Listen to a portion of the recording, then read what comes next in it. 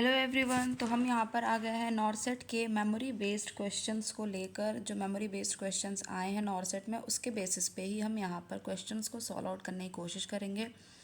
तो यार, अगर आप चैनल पर नए हैं तो चैनल को सब्सक्राइब ज़रूर कर लीजिए।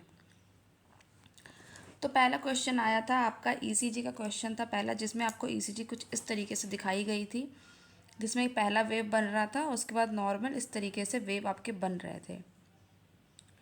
ओके, तो इसमें आप देखेंगे कि आपके जो पी आर कॉम्प्लेक्सेज हैं, ठीक है, ये जो P R Q S complexes है, ये सारे कॉम्प्लेक्सेज नॉर्मल बन रहे थे बट बहुत जल्दी बन रहे थे। मतलब कि दो आर आर के बीच में गैपिंग कम थी। तो जब इस तरीके का बनता है तो एग्ज़ाम में जो आपके ऑप्शन आए थे उसके अकॉर्डिंग यहाँ पर आपका ऑप्शन जा रहा था साइनस टैकीकार्डिया। आपका ऑप्शन जा रहा था साइनस टैकीकार्डिया। तो यहाँ पर जो आपका साइनस टैकीकार्डिया था वो आंसर करेक्ट है। नेक्स्ट आपका क्वेश्चन आया था वेंचुरी मास्क से रिलेटेड, कि वेंचुरी मास्क में कलर कोडिंग के अकॉर्डिंग आपको बताना था। तो भाई, कुछ के बच्चे कह रहे हैं कि ऑरेंज कलर मास्क आया था, कुछ स्टूडेंट्स कह रहे हैं कि रेड कलर मास्क आया था। अब यहाँ पे कन्फ्यूजन है, बच्चे जो है वो आइडेंटिफाई नहीं कर पाए कि मास्क का कलर कौन सा था। तो अगर हम वेंचुरी मास्क की बात करें तो यहाँ पे कलर कोडिंग होती है blue, white, orange, yellow, red and green. तो ये कलर कोडिंग होती है। ब्लू में हम 24% ऑक्सीजन दे सकते हैं, वाइट में 28% ऑक्सीजन, ऑरेंज में 31% ऑक्सीजन, येलो में 35%, रेड में 40%, ग्रीन में 60%। ओके, यहाँ पे 2 लीटर पर मिनट, 4 लीटर पर मिनट, 6 लीटर पर मिनट, 8 लीटर पर मिनट, 10 लीटर पर मिनट एंड 15 लीटर पर मिनट। अब एग्ज़ाम में बच्चों का कन्फ्यूजन थी कि ऑरेंज कलर आया था या रेड कलर आया था। तो यार, ये आप लोग ज़्यादा अच्छे से बता पाओगे कि ऑरेंज कलर आया था या रेड कलर आया था। अगर ऑरेंज कलर का था तो 31% जाएगा वहाँ पे आंसर, और अगर रेड कलर है तो वो वहाँ पर 40% जाएगा आंसर। ओके, तो अब एग्जैक्ट क्वेश्चन तो नहीं पता मुझे कि क्या आया था, बट वेंचुरी मास्क से रिलेटेड क्वेश्चन आया था उसमें से। बट कुछ बच्चे ये भी कह रहे हैं कि वहाँ पे 31% जो है वो ऑप्शन नहीं था। अगर 31% ऑप्शन नहीं था आंसर में, तो इसका मतलब है कि वो ऑरेंज कलर का वेंचुरी मास्क नहीं था, वो रेड कलर का वेंचुरी मास्क था, और वहाँ पर आपको 40 आंसर टिक करके आना था। ओके, काफ़ी स्टूडेंट्स ऐसा कह रहे हैं कि 31% नहीं था आंसर में। तो भाई, अगर 31% नहीं है तो ये जो इनके कलर कोडिंग के हिसाब से जो ये है, ये बिल्कुल एक्यूरेट होता है। तो अगर ऑप्शन में 31 नहीं था, दैट मीन्स कि वहाँ पर रेड होगा और वो 40% आंसर जाएगा। नेक्स्ट आपका क्वेश्चन आया था कि एक फ़ीमेल है, 32 वीक प्रेग्नेंट है। यार देखो, एग्जैक्ट क्वेश्चंस नहीं है, क्वेश्चंस जो स्टूडेंट्स से मिले हुए हैं उनको ही थोड़े से शॉर्ट फॉर्म्स में बनाए गए हैं। तो क्वेश्चन आया था कि 32 वीक की फीमेल प्रेग्नेंट है, वजाइनल ब्लीडिंग और एब्डोमिनल पेन है।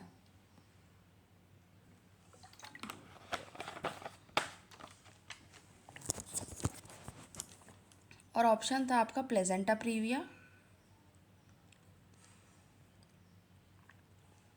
And abruptio placenta.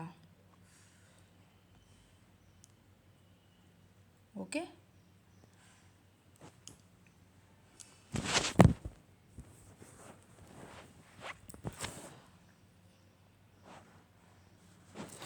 तो यानी कि एक फीमेल है जो 32 वीक प्रेग्नेंट है, यानी प्रेगनेंसी के स्टेज में वजाइनल ब्लीडिंग और पेन हो रहा है। अगर कोई फीमेल प्रेग्नेंट है, ठीक है, फीमेल जो है वो प्रेग्नेंट है प्लस ब्लीडिंग हो रही है, तो इसको कहा जाता है एंटीपार्टम हैमरेज। Antepartum haemorrhage.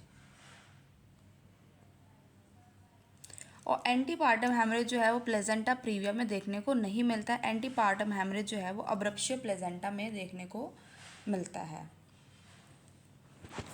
ठीक है, तो अगर ये क्वेश्चन था जो क्वेश्चन यहाँ पे बताया गया मुझे स्टूडेंट्स के थ्रू, तो उसके थ्रू आंसर आपका अब्रप्शियो प्लेजेंटा जाएगा, क्योंकि फीमेल को ब्लीडिंग हो रही है और पेन भी हो रहा है, और प्लेजेंटा प्रीविया में ब्लीडिंग नहीं होती, अब्रप्शियो प्लेजेंटा में ब्लीडिंग होती है। और अब्रप्शियो प्लेजेंटा क्या होता है? Premature separation of placenta result in bleeding, pain, distension. ठीक है, तो यही हमारा क्वेश्चन आया था, ब्लीडिंग और पेन। तो ब्लीडिंग और पेन के अकॉर्डिंग यार ये आंसर जो है अब्रप्शियो प्लेजेंटा आपका जाएगा। नेक्स्ट क्वेश्चन आया था स्क्रीनिंग फॉर ब्रेस्ट कैंसर। ठीक है, क्वेश्चन आया था कि एक फीमेल है, वो क्लिनिक में आई है,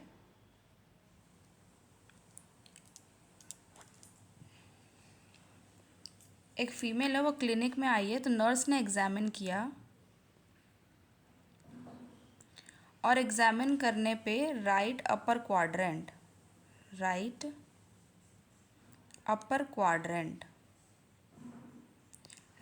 क्वाड्रेंट में मूवेबल लंप फील हुआ है। तो अब आपको स्क्रीनिंग करनी है ब्रेस्ट कैंसर के लिए।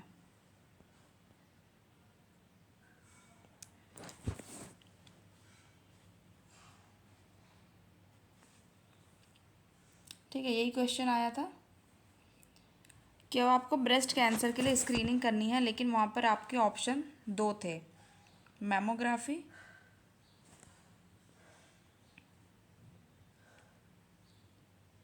और फाइन निडल एस्पायरेशन साइटोलॉजी।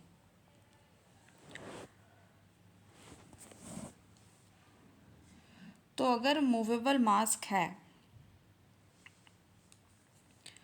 और वहाँ पर तो हमारा FNAC जाएगा, लेकिन कुछ स्टूडेंट्स कह रहे हैं कि वहाँ पर बायोप्सी के 2 टाइप दिए गए थे, तो अगर कन्फर्मेटरी करना है तो हमें जो है वो बायोप्सी में ही जाना पड़ेगा। हालांकि मैमोग्राफी भी काफ़ी हद तक एक्यूरेट बता देता है,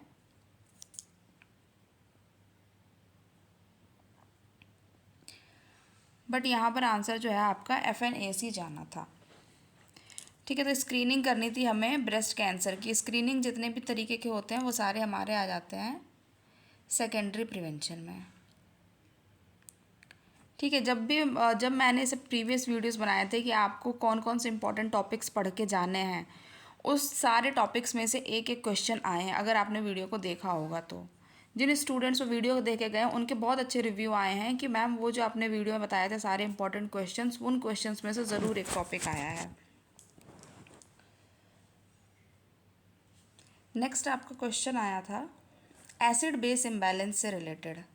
आपका नेक्स्ट क्वेश्चन आया था एसिड बेस इम्बैलेंस से रिलेटेड, जिसमें ये बताया गया था कि pH जो है <7.35 है।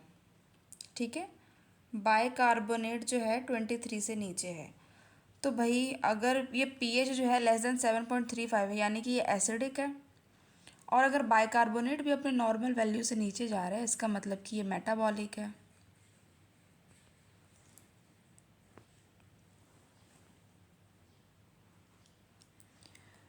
ठीक है, तो अगर pH जो है वो 7.35 है, यानी कि एसिड है, बाइकार्बोनेट जो है वो 23 है, यानी कि मेटाबॉलिक है,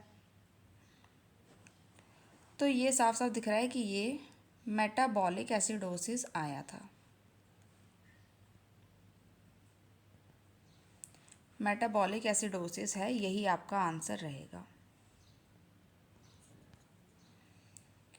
नेक्स्ट क्वेश्चन यहाँ पर क्या आया था after blood transfusion sign of circulatory afterward, यानी कि एक नर्स है, उसने ब्लड ट्रांसफ्यूज़ किया है, उसने ब्लड ट्रांसफ्यूज़ किया है और जो है ओवरलोड हो गया है। ठीक है, मतलब फास्ट ट्रांसफ्यूज़ कर दिया है। जिसकी वजह से ओवरलोड हो गया है। ओवरलोड के साइन एंड सिम्टम क्या होते हैं?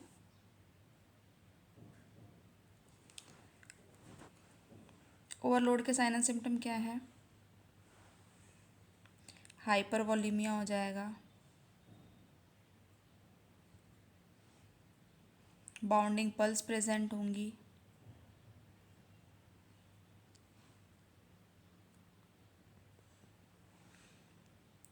ठीक है, क्रैकलिंग साउंड प्रेजेंट होगा, क्रैकलिंग हार्ट साउंड देखने को मिलेगा,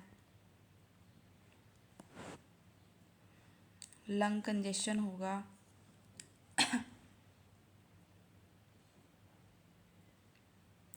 तो ये सारे जो साइन हैं, ये सारे साइन हैं आपके सर्कुलेटरी ओवरलोड के।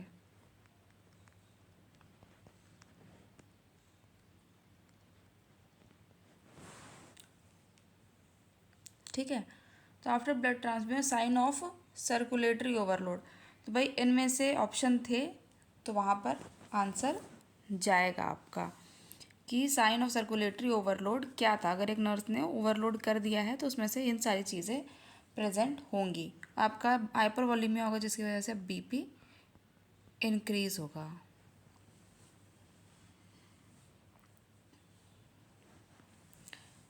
ठीक है, और डिस्टेंडेड नेक वेन होगा, डिस्टेंडेड नेक वेन होगा।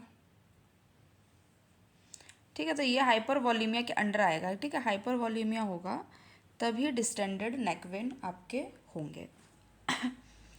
तो भाई ये क्वेश्चन आया था, मुझे एग्जैक्ट ऑप्शन नहीं मिला है स्टूडेंट्स के थ्रू, बट मुझे यहाँ पर ये क्वेश्चंस मिले हैं। तो यहाँ पर अगर शायद डिस्टेंडेड नेक वेन था ऑप्शन में, तो वो हाइपरवॉलीमिया के अंदर ही जाएगा।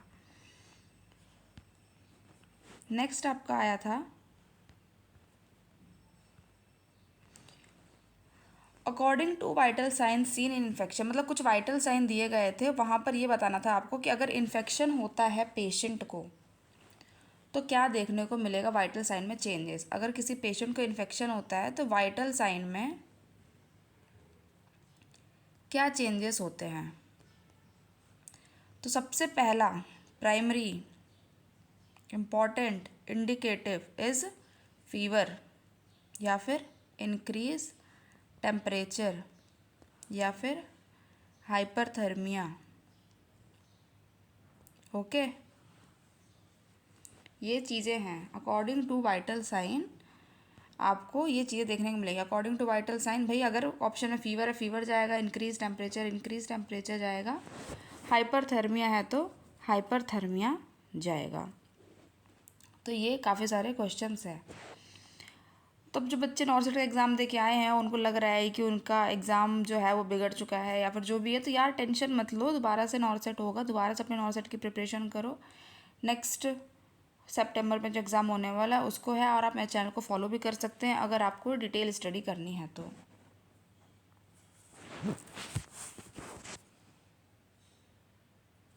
और आपका शायद ट्यूमर मार्कर आया था एक क्वेश्चन,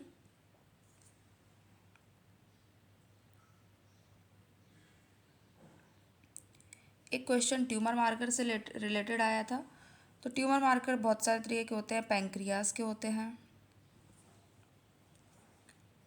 ओवरी का होगा, ब्रेस्ट का होता है, कोलोन कैंसर है, कोलोरेक्टल है,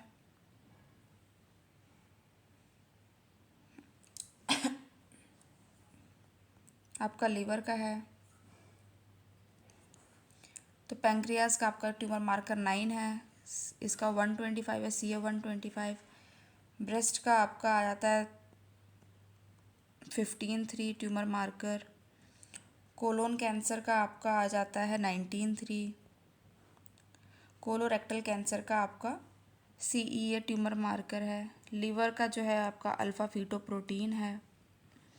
ठीक है, तो इस तरीके के ये ट्यूमर मार्कर्स हैं। अब कौन सा ट्यूमर मार्कर आया था एग्ज़ाम में वो तो यार आप लोगों को एग्जैक्टली पता होगा, but I got the question कि ट्यूमर मार्कर आया था, और आई थिंक उसमें ओवरी का आया था। तो ओवरी तो बहुत ही कॉमन है यार, बहुत जो पेपर आया था बहुत ही माइल्ड लेवल का आया था, बहुत ज़्यादा डिफ़िकल्ट नहीं था, बहुत ज़्यादा ईजी नहीं था। Paper was quite good. तो ट्यूमर मार्कर आया था जिसमें pancreas, ovary, breast, colon cancer, colorectal, liver, इतने सारे हमारे ट्यूमर मार्कर है, जिसमें से आपको शायद ओवरी का आया था। ओवरी का आया था तो आपका आंसर वहाँ पे CA 125 जाता आंसर। सो ये आपका है करेक्ट आंसर यहाँ पर।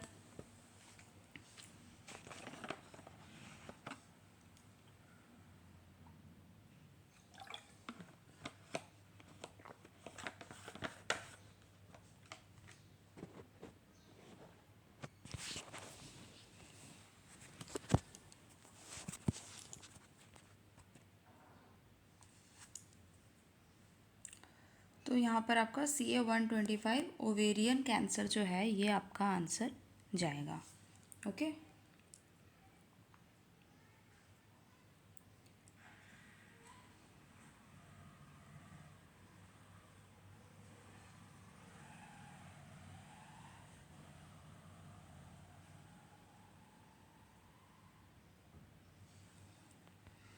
नेक्स्ट आपका क्या आया था एक question, best position for lumbar puncture. Best position for lumbar puncture. तो लंबार पंक्चर में आपको क्या क्या पोजीशन देनी रहती है। सबसे पहले पेशेंट को हम करते हैं लेटरल, लेटरल और फ्लेक्स्ड रहता है पेशेंट।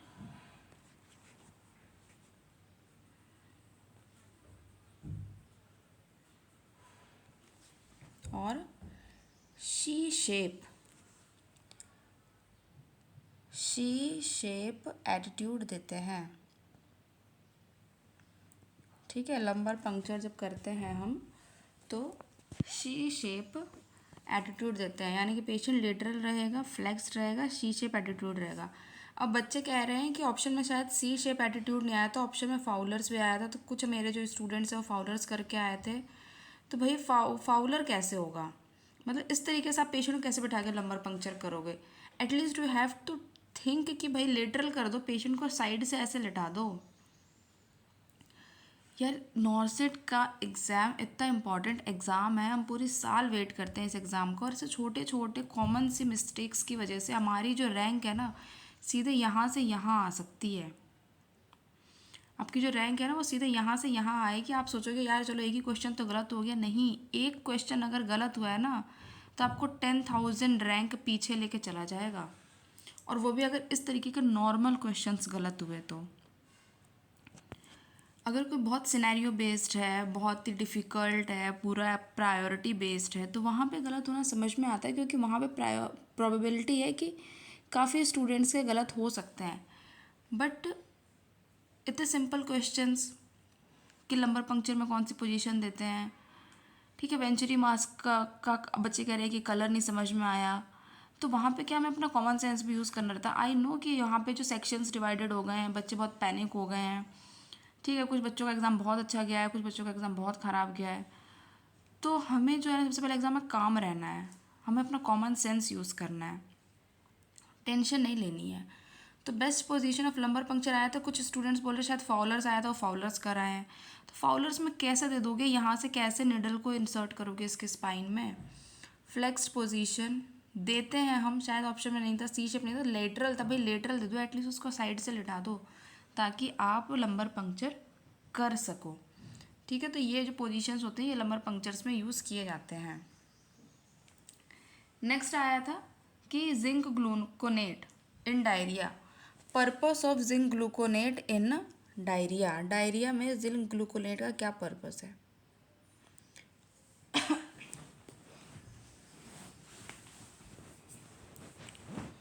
तो क्या पर्पस है डायरिया में जिंक ग्लूकोनेट का। ये जो है इलेक्ट्रोलाइट रिप्लेसमेंट में हेल्प करता है। लेस देन 6 मंथ है अगर बेबी, ठीक है, अगर बच्चा जो है वो लेस देन 6 मंथ है तो 10 ml OD देंगे, और अगर बच्चा मोर देन 6 मंथ है, मोर देन और इक्वल टू 6 मंथ, यहाँ पर 10 ml OD और यहाँ पर 20 ml OD हम जिंक का जो सिरप है वो देंगे।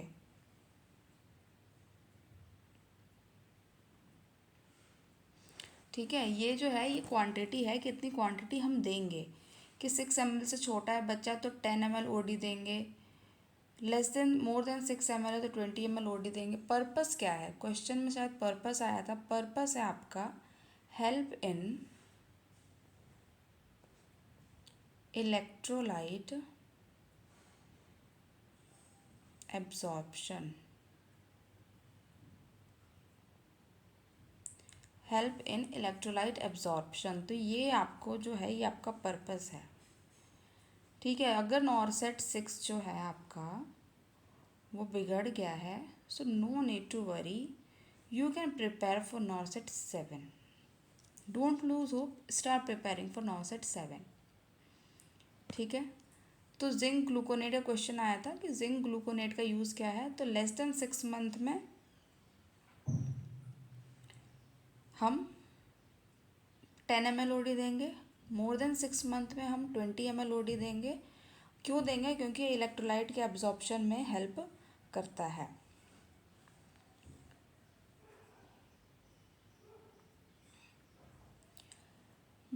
और एक क्वेश्चन आया था, before drug administer nurse identify, drug administer करने से पहले नर्स क्या आइडेंटिफाई करेगी।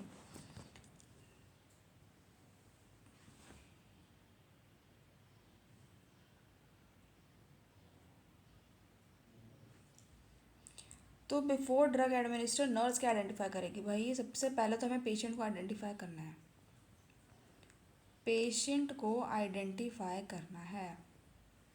दो तरीके आइडेंटिफाई करने के, कैसे आइडेंटिफाई करोगे, अगर पेशेंट पहला होता है अवेक, दूसरा पेशेंट होता है हमारे पास अनकॉन्शियस। मुझे ये नहीं पता कि ऑप्शन में जो आपका क्वेश्चन था उसमें क्या रिलेटेड था। अगर अवेक है तो आप पूछोगे आस्क नेम फ्रॉम पेशेंट, ठीक है। और अगर अनकॉन्शियस है तो आप पहले फाइल में चेक करोगे नाम, सेकंड आईडी बैंड जो हम लगाते हैं पेशेंट का वो चेक करोगे, ठीक है। ये बहुत कॉमन मिस्टेक्स हैं जो हॉस्पिटल्स में होती हैं, कंफ्यूज हो जाते हैं इंसान। तो ड्रग को एडमिनिस्टर करने से पहले आप क्या करोगे, ड्रग को एडमिनिस्टर करने से पहले क्या करोगे, पेशेंट को आइडेंटिफाई करोगे। अवेक है पेशेंट तो अलग क्राइटेरिया जाएगा, अनकॉन्शियस है पेशेंट तो अलग क्राइटेरिया जाएगा।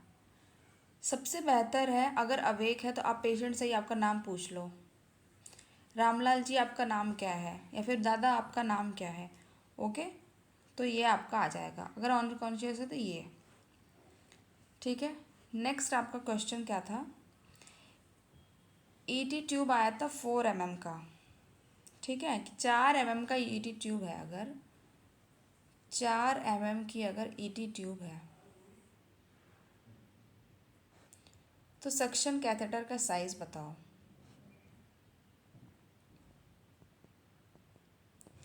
4 mm की ईटी ट्यूब है तो सक्शन कैथेटर का साइज बताओ।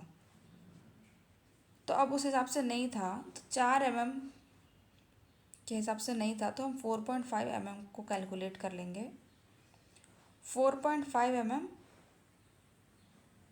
की अगर ईटी ट्यूब है, क्योंकि वहाँ पे शायद ऑप्शंस जो है वो मैच नहीं कर रहे थे, तो हमें ना जैसे अगर एग्ज़ाम में ऑप्शन मैच हमारे नहीं करते हैं तो हमें उसके नियर बाय जो पॉसिबिलिटी है उनको भी चेक करना होता है, नियर बाय पॉसिबिलिटीज़ को भी चेक करना होता है। 4.5 mm का है तो यहाँ पर फ्रेंच में हमसे पूछा जाएगा, तो 10 फ्रेंच ऑप्शन में जो 10 फ्रेंच है वो आंसर जाएगा।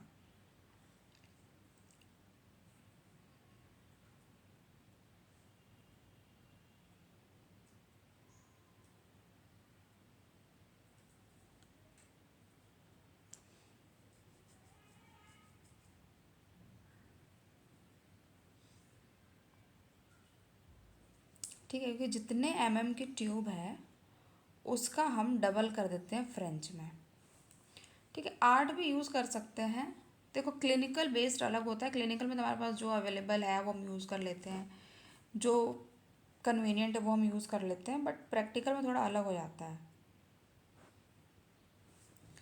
तो फ्रेंच में 10 फ्रेंच यहाँ पे आपका आंसर चला जाएगा। नेक्स्ट क्वेश्चन आपका आया था नर्सिंग प्रायोरिटी एंड सेक्शन। तो सेक्शन से रिलेटेड जो नर्सिंग प्रायोरिटी थे उसके आपके साथ 4 क्वेश्चंस आए थे। 4 क्वेश्चंस आए थे। पहला क्वेश्चन क्या था? Mucosal irritation.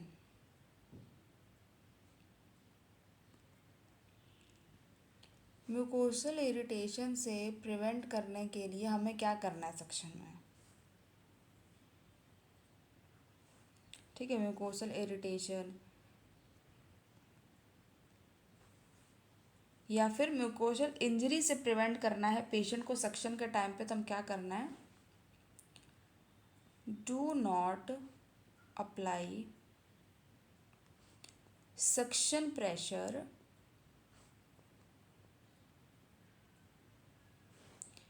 while inserting the catheter।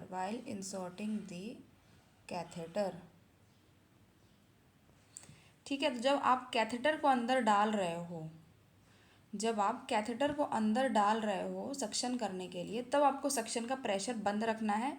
जब आप सक्शन कैथेटर को बाहर निकालोगे तब आपको सक्शन का प्रेशर जो है उसको ऑन करना है। ठीक है, पहला तो क्वेश्चन आपका ये आया था नर्सिंग प्रायोरिटी से रिलेटेड। ठीक है, म्यूकोजल इरिटेशन को प्रिवेंट करने के लिए हमें क्या करना है, ये तो पहली चीज़। दूसरा क्वेश्चन हमारा क्या आया था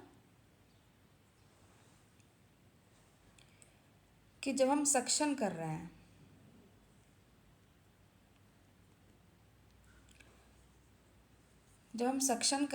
और पेशेंट को क्या डेवलप हो गया? Respiratory distress.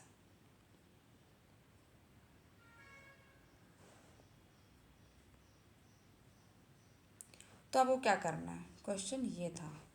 तो क्या करना भाई? Stop suction and hyper ventilate the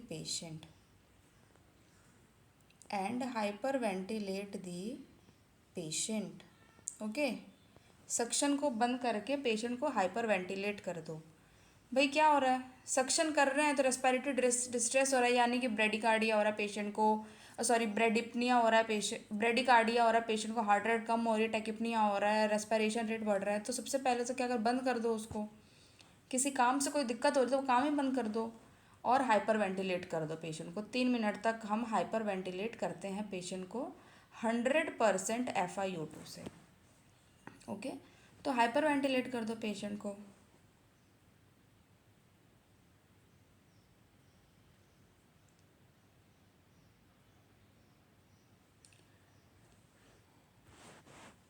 next question आया था हाइपोनेट्रीमिया सीन इन।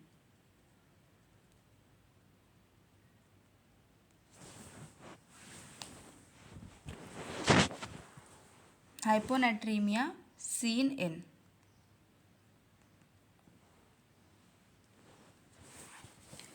तो हाइपोनेट्रीमिया हमें, जब पेशेंट के अंदर हाइपोनेट्रीमिया होता है तो आपको क्या देखने को मिलेगा? कोई पेशेंट है उसके अंदर हाइपोनेट्रीमिया हो रहा है, वो क्या देखने को मिलेगा? तो सबसे पहला जो है हमारा साइन एंड सिम्टम आता है वो होता है ब्रेन रिलेटेड।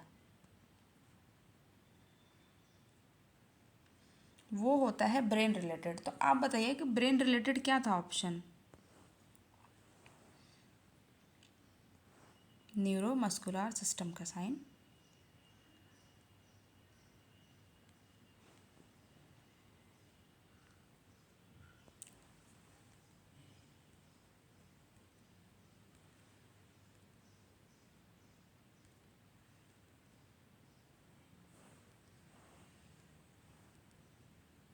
ठीक है। तो हाइपोनेट्रीमिया, ये ध्यान रखना, हाइपोनेट्रीमिया हो चाहे हाइपरनेट्रीमिया हो, सबसे पहला जो साइन होता है वो होता है आपका ब्रेन रिलेटेड ही आता है। तो ये आप देख लेना कि एग्जैक्ट आंसर क्या आया था। और क्या आया था आपका, रेडिएशन थेरेपी कॉम्प्लेक्सेस पूछे गए थे। यार पेपर जो है ना बहुत ही मॉडरेट पेपर आया था, मैं वो ये नहीं कहूँगी बहुत इजी पेपर आया था, लेकिन जो बच्चा सही से पढ़ के गया है, जिस बच्चे ने, मैं ये बता दूँ, जिस बच्चे ने PR यादव और टारगेट हाई पढ़ के गया था, जो बच्चा PR यादव और टारगेट हाई पढ़ के गया था, उसका सिलेक्शन पक्का है, उसका 100% सिलेक्शन है। क्योंकि जो क्वेश्चंस आए थे ना, सबको पता था कि प्रायोरिटी बेस्ड क्वेश्चन नहीं आएंगे, सिंगल लाइनर्स क्वेश्चन आएंगे। तो भाई जिसने पढ़ा है ना, उसका 100% सिलेक्शन है, जो PR यादव टारगेट हाई पढ़ के गया है। क्योंकि क्वेश्चन जो है उन्हीं पैटर्न के बेस्ड पे आए थे।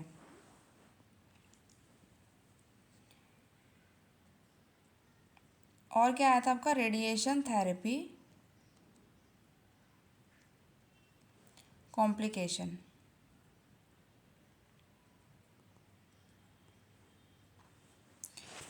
रेडिएशन थेरेपी का कॉम्प्लिकेशन क्या होगा,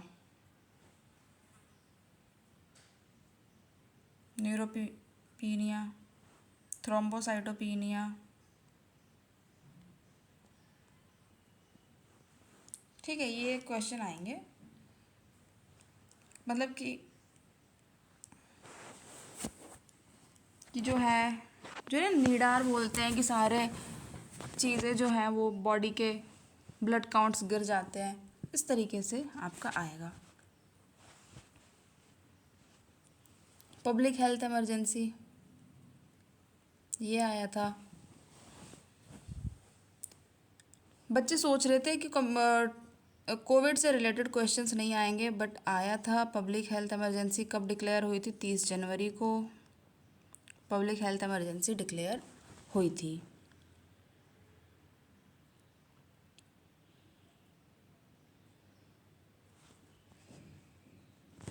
और क्या आया था आपका क्वेश्चन आया था एक, IMNCI,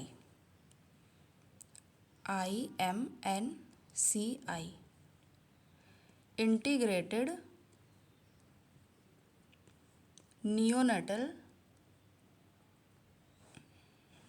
integrated maternal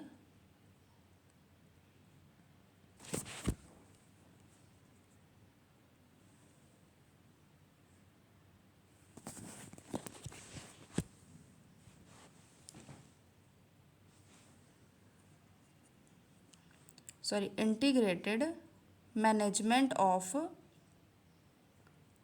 neonatal childhood illness. Okay, ये आया था कि integrated management of neonatal child care.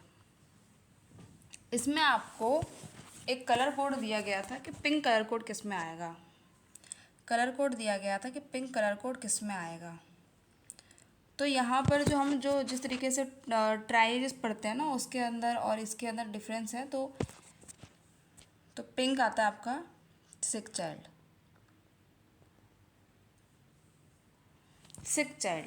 ठीक है। पिंक का मतलब होता है सिक चाइल्ड, यानी कि बच्चा बहुत सिक है।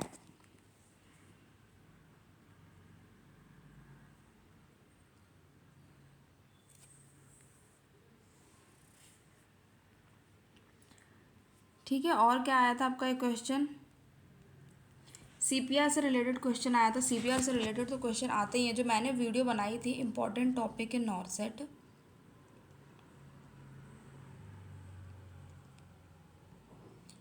जो स्टूडेंट्स वो टॉपिक देख के गए हैं, दे बिलीव कि मैम उसमें से तो क्वेश्चंस 100% ही सारे क्वेश्चंस आए थे। तो आपका आया था इम्पोर्टेंट टॉपिक इन CPR, इसमें आपका आया था compression versus ventilation ratio in adult में पूछा गया था। तो अडल्ट में कंप्रेशन वेंटिलेशन रेशियो क्या है, 30:2। 30:2 जो है ये आपका कंप्रेशन वेंटिलेशन रेशियो होता है।